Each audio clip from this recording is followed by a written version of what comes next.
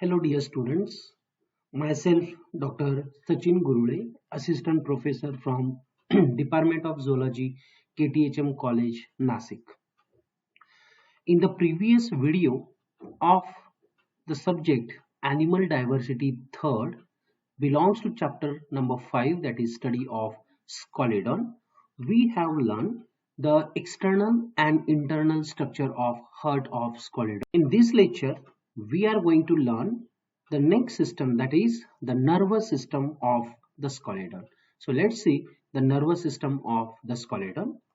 Now, as we know that nervous system is a most vital system for any animal which coordinates voluntary and involuntary action as well as transmit the signals between the various body parts.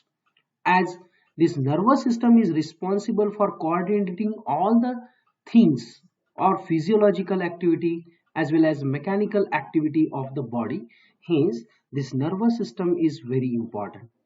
Particularly, it controls and coordinates the voluntary in the sense the things which we can able to control, that is referred as voluntary, as well as involuntary in the sense the things which we do not have any control or we cannot control according to our will, but all such a kind of the activity which is necessary for a living organism, all these are coordinated by this nervous system. So this nervous system of Scalodon is also well developed and is divided into the three parts. And these three parts are, the first one is central nervous system. Central nervous system, it consists of brain and the spinal cord. Then second one is the peripheral nervous system. Peripheral nervous system consists of the cranial as well as the spinal nerves. The cranial nerves in the sense the nerves which are arising from the brain and which are innervating into the head region. That is referred as the cranial nerves, while the spinal nerves, these are the nerves which are arises from the spinal cord and they are innervated into the various respective organ of their side. So it consists of the system which is regarded as the peripheral nervous system. And the third one is the autonomic nervous system.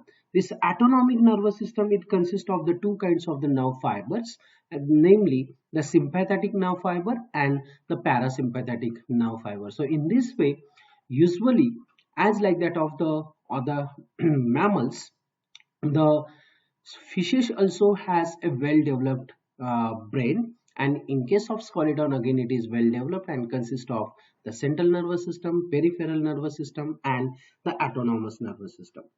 Now as far as your syllabus is concerned, we have to deal with only the central nervous system, and that central nervous system is consist of the brain and the spinal cord. So we are going to deal with only the brain of the Scalodon and the second topic, that is the spinal cord. Okay, so let's see first of all the central nervous system, that is brain.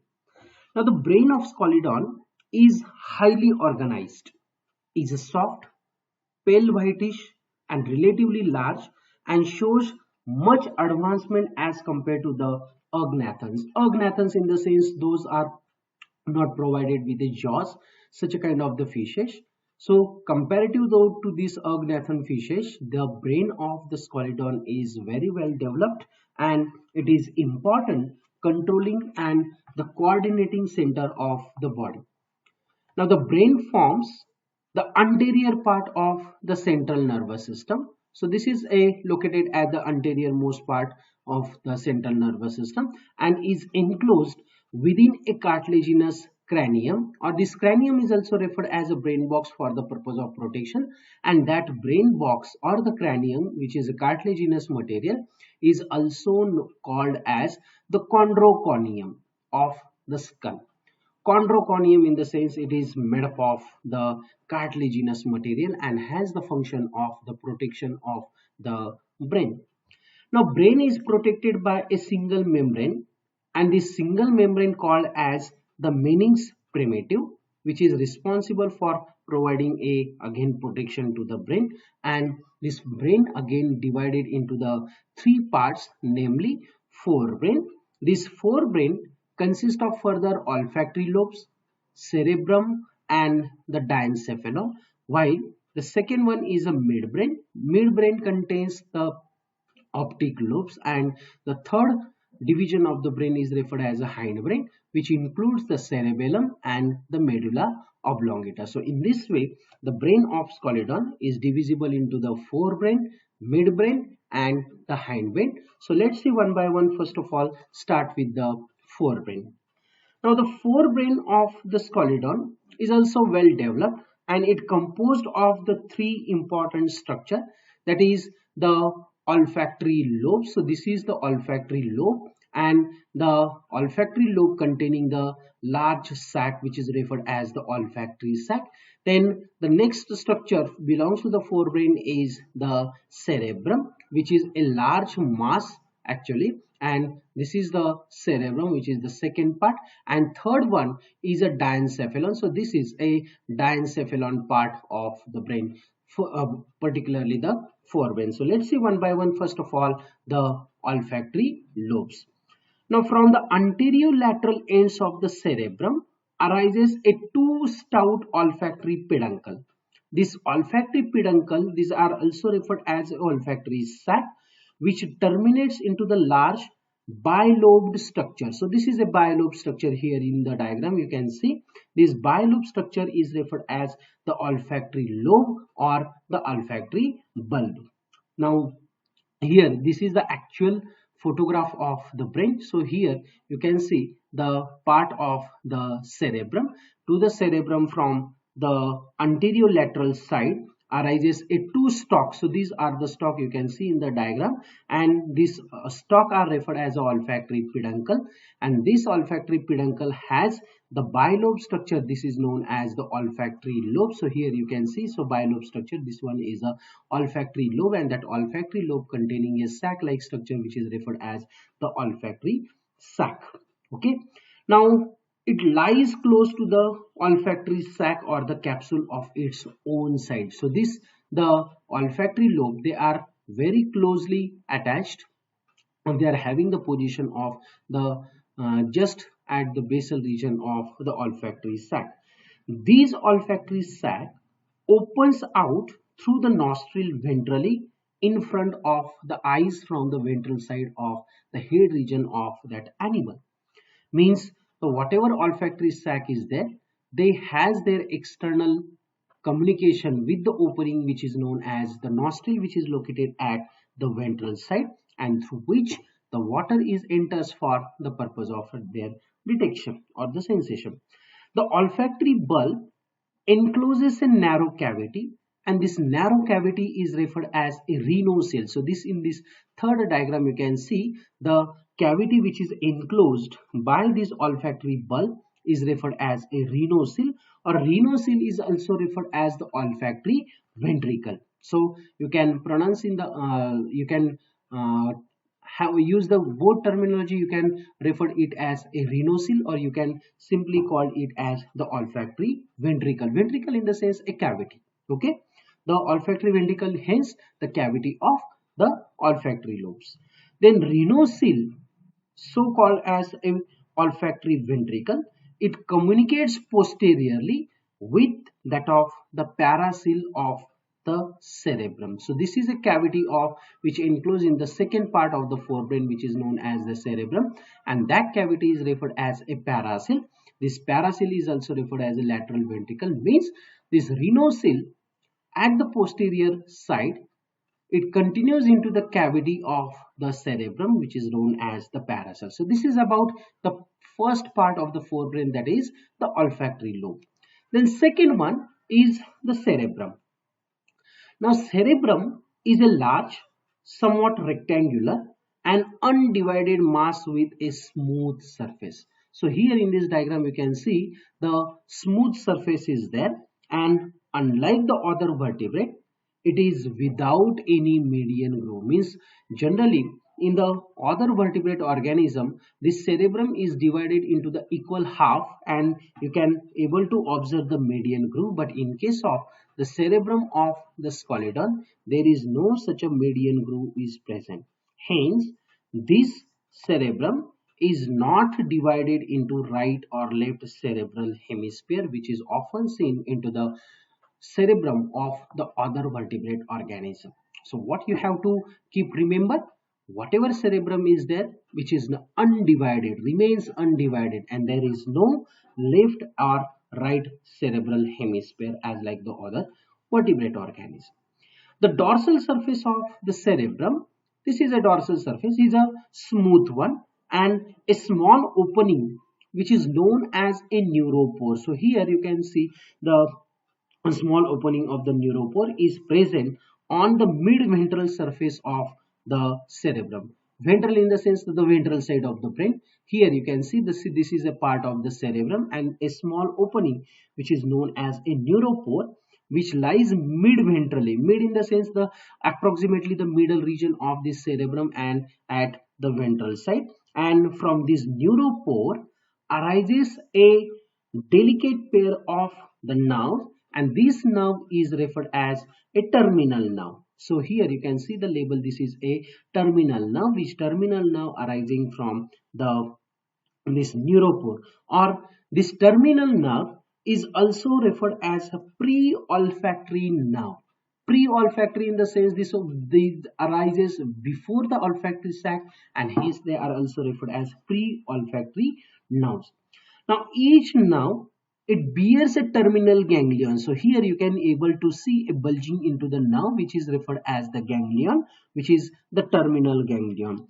And the nerve runs alongside of the olfactory tract and innervate into the mucous membrane of the olfactory sac. So this is a mucous membrane of the olfactory sac. So here you can see the nerve which is arising from the neuropore, it runs along with the olfactory lobe and it enters into the this mucous membrane of the olfactory sac. The cerebrum, it contains a pair of a cavity. This cavity is referred as a lateral ventricle or so called as a paracel. So this is a paracel, you can see this is a paracel, and this paracel is separated by a median portion and are continuous with the foramen of the Monero. So this is a foramen of the Monero. So these are actually the two cavity belongs to the right side and the left side, which are separated by this, and they are communicating at the region known as the foramen of the Monero. So this is about the cerebrum. Then third part is referred as a diencephalon. The diencephalon is a very short and is a posterior most part of the forebrain. So this is a region which is known as a diencephalon.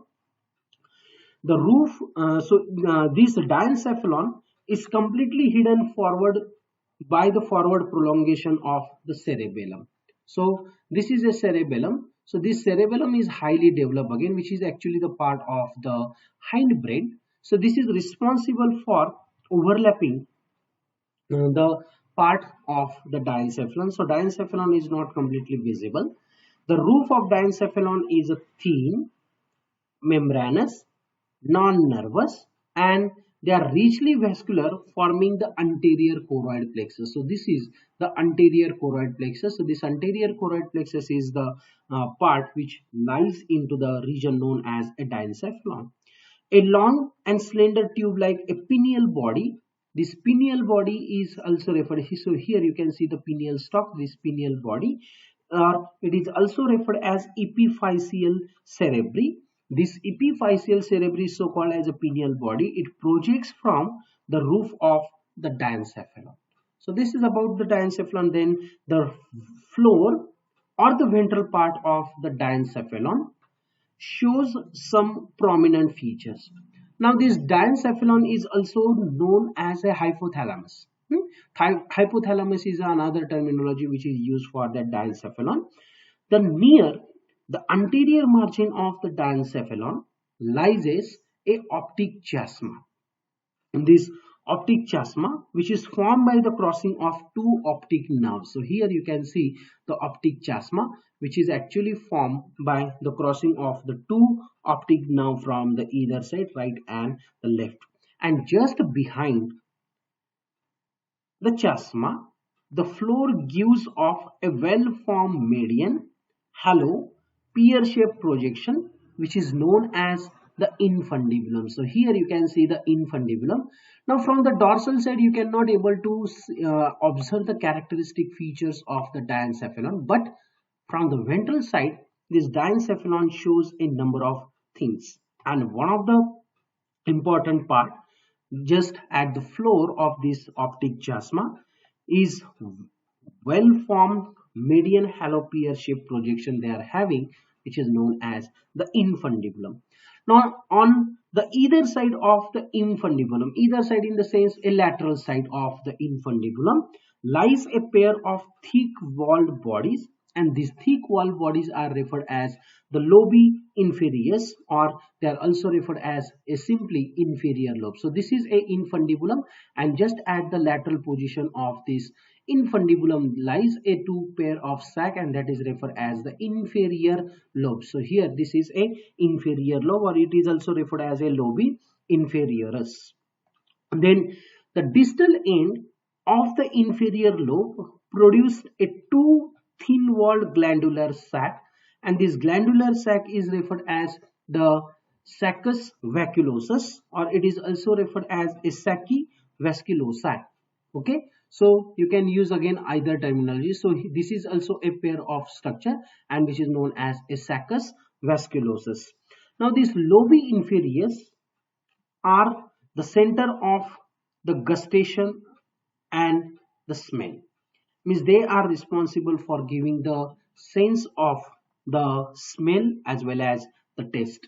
And the saccus vacuosus is believed to be the center for the reception of pressure of the cerebrospinal fluid, means it involves into the somewhat the balance.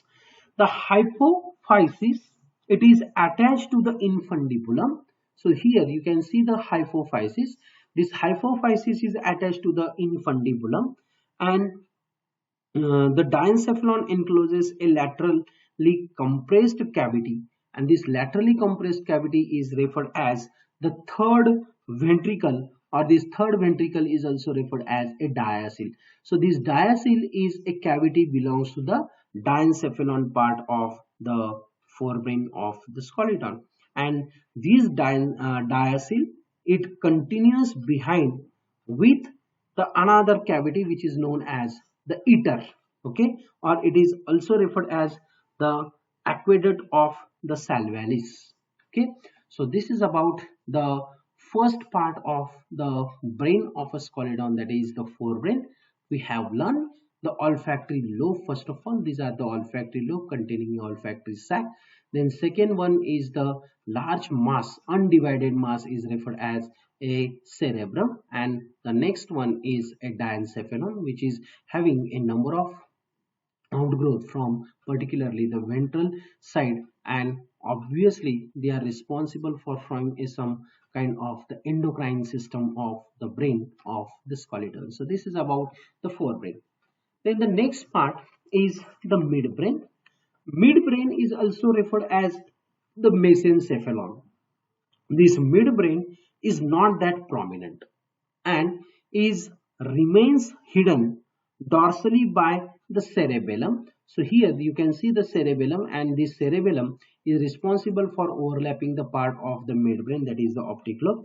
And from the ventral side also, this midbrain is going to mask the part of the midbrain by this infundibular outgrowth. So we have already learned now this the infundibular outgrowth, which contains the inferior lobe, then saccus vacuosus or the hypophysis.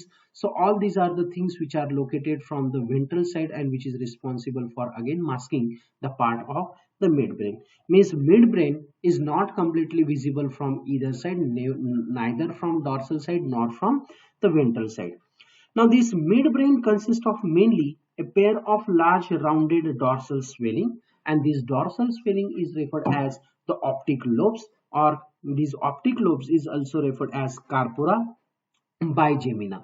Okay, so you can use any terminology. You can call it as simply a optic lobe, or you can call it as a corpora bigemina. Okay, so its floor and the side walls are relatively thicker, and each of the optic lobe has a cavity, and that cavity is referred as a optocele. So here in this diagram you can see the optocele, and this optocele that opens into the further cavity which is known as the iter.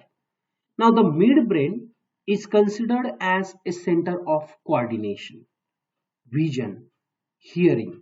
Okay, so whatever vision is there, hearing is there, and coordination of the body is there, or the different organ is having a center, that is the optic lobes.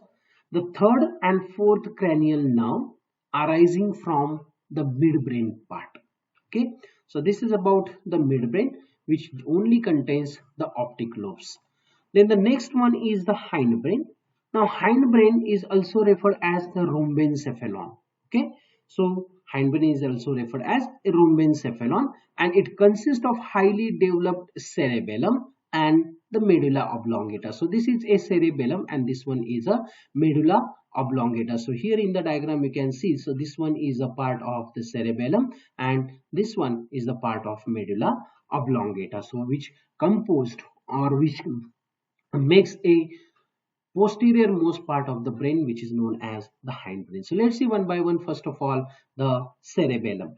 Now cerebellum, you can see in the diagram, is a well developed here also, and is a rhomboidal part of the hindbrain.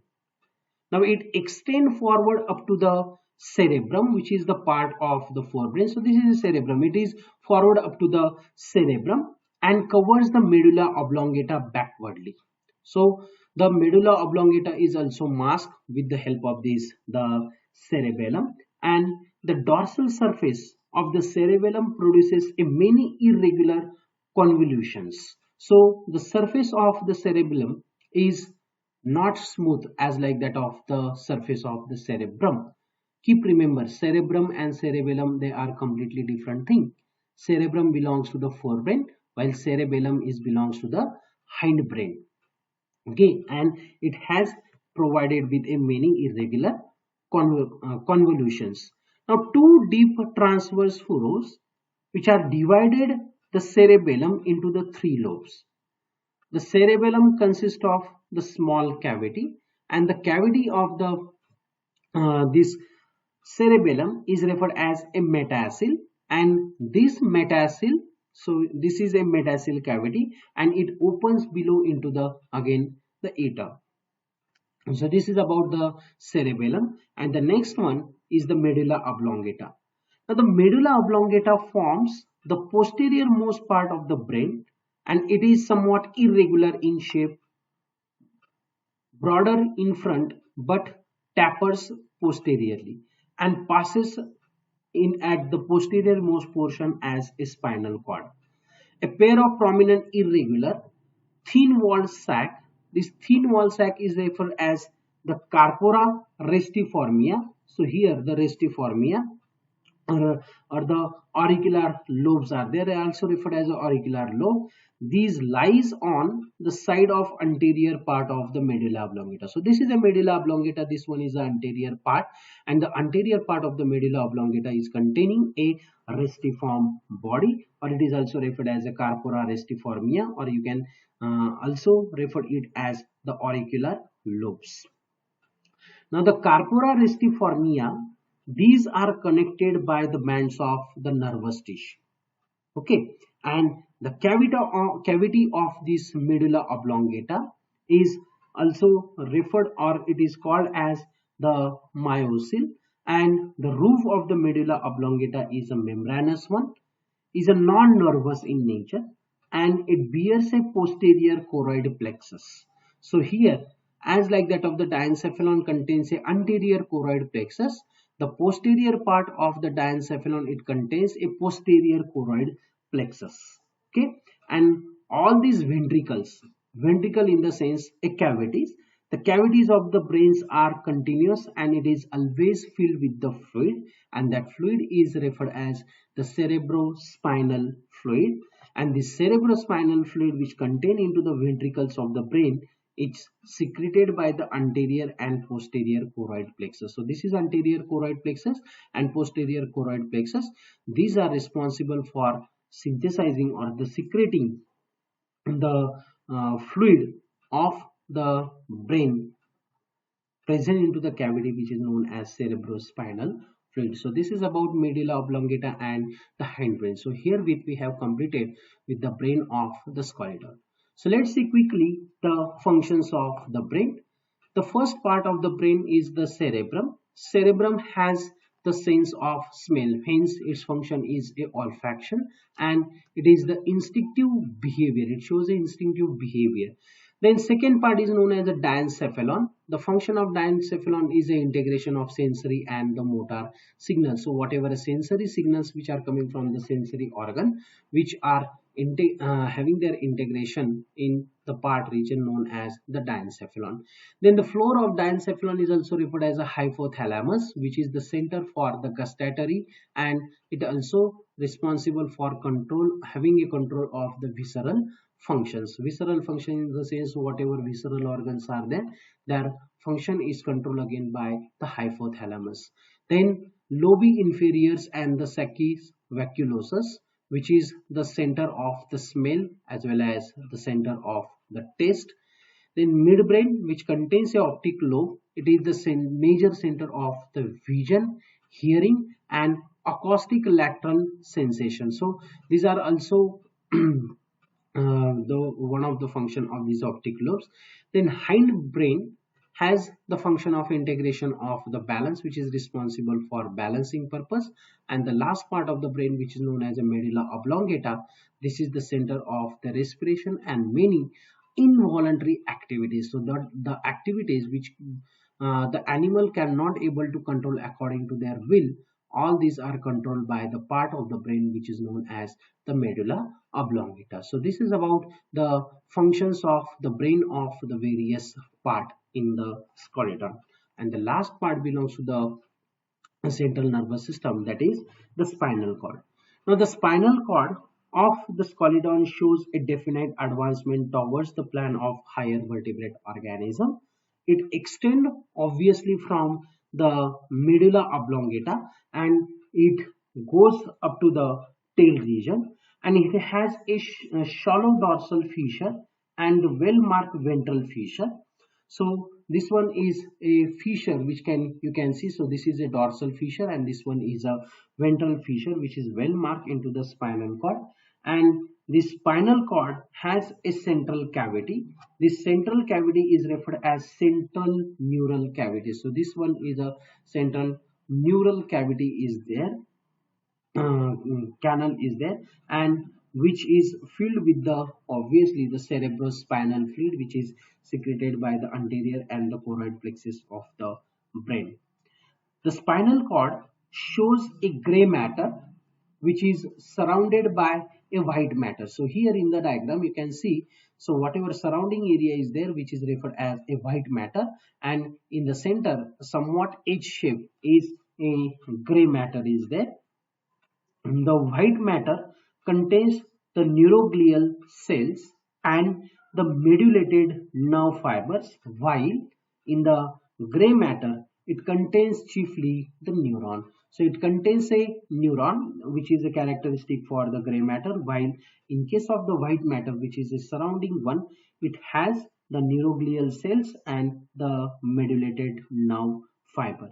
This spinal cord conducts a sensory and the motor impulses to and from the brain, so it is known as the center of reflex action. So this is a very important part of the nervous system which forms the center of the reflex action for that animal. So this is about the spinal cord. So herewith in this video we have learned the central nervous system, that is the brain of skeleton, their functions and the spinal cord. So thank you very much.